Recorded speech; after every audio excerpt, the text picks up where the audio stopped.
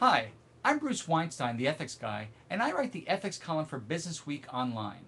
Two of my columns, The Ethics of Apologies and The Ethics of Office Romance, speak to the David Letterman crisis, so I'd like to explain some of the ethical issues raised by the Letterman crisis and what David Letterman should now do from an ethical perspective.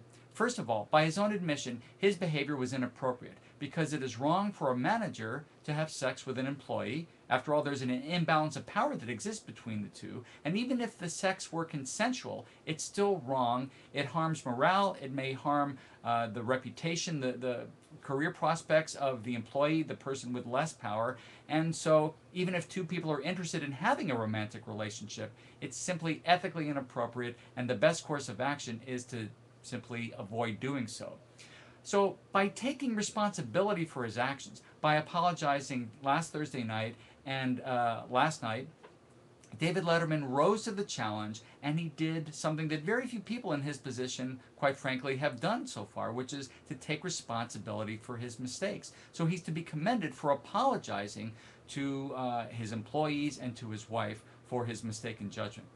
But he didn't go far enough.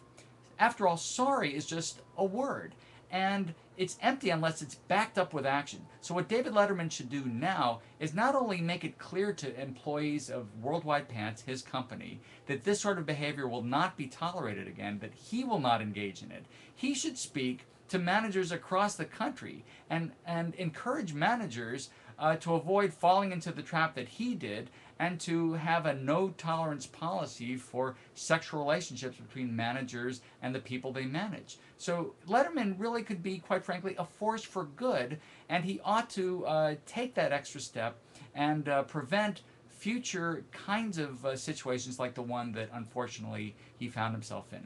My name is Dr. Bruce Weinstein, the ethics guy. Take a look at my columns on businessweek.com or my website, theethicsguy.com. Thanks so much for listening.